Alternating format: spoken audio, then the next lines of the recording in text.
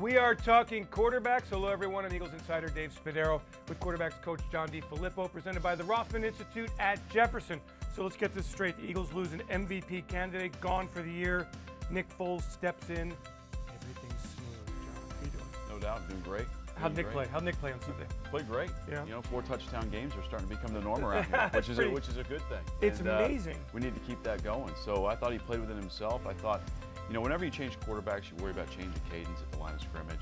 You worry about huddle procedure. But, you know, obviously having Nick here as a veteran that's played a lot of football games, started a lot of football games, that wasn't an issue for us at all. I think fans hear cadence and huddle procedures and they go, gosh, that must be really easy to overcome. Is it a difficult process? It is a difficult process because the O-line's been used to hearing Carson's voice, you know, for the last 2 years. So whenever you put a new voice in there, you know, guys can get jumpy at times, and I thought our offensive line handled the change very, very well. And you know, it's always difficult when, you know, you change quarterbacks in terms of just getting the play called. And, you know, obviously Carson's been playing a ton the last 2 years, and Nick did a great job of preparing this week, knowing the offense and being able to get the play out. We had some long play calls this week, you know, trying to shift the motion of the Giants a little bit. John, how did you divide your time really from April when the players reported after the offseason conditioning was over to now with Carson and with Nick? How much time were you actually, and Nick didn't even play in the preseason, in training camp, he missed a lot.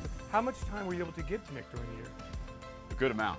I mean, a good amount, because obviously we all meet together. And, you know, whenever we drill work on the field, we're all doing it together and those things. So, you know, really the only difference between the starter and the number 2 is the amount of reps in practice. But when we're off the field, when we're practicing and drilling and all those things, you know, obviously Nick's involved in that as well, as long as and Nate Sudfeld as well. So, you know, we do a good job, I think, here, all the position coaches here, of being prepared for that opportunity in terms of guys are going to get hurt. Guys are going to have to go in and play. And, you know, when you're in there, we expect you to do your job and do it well. Where was Nick mentally? I mean, when we saw Nick, huge year in 2013, injuries in 2014, gone in 15 and 16. Where was he from just a confidence standpoint when you first started working with him? You know, I think Nick has really enjoyed being back in this building. You know, obviously our coaching staff, I think, is very, very quarterback friendly, obviously from the top down of our head coach, our OC, and myself.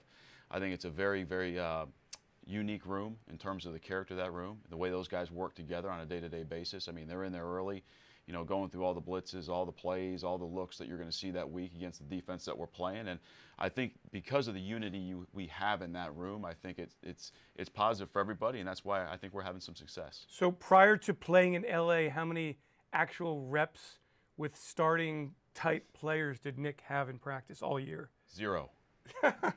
Literally 0. 0. So how did he establish some timing with these guys? You know, we do routes on air. Okay. We try to do that as much as we can. One of my favorite practice routines. Exactly. Yep. You know, with the tight ends, with the receivers, with the backs, we do that.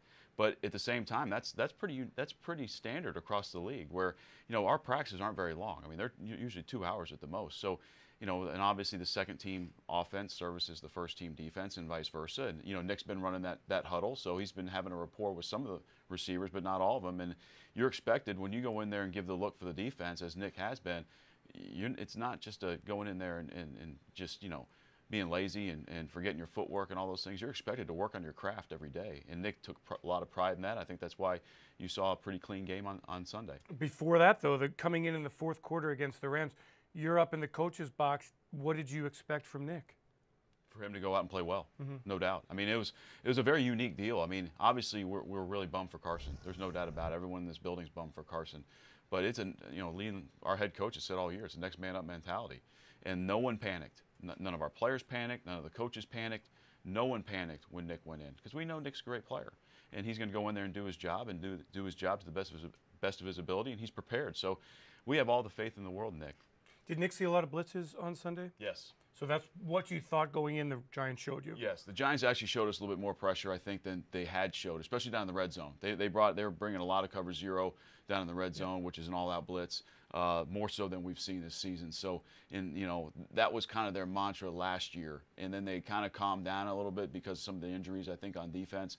But they brought the heat pretty good yesterday. And now he goes against the Raiders on Christmas night, and I would imagine that you expect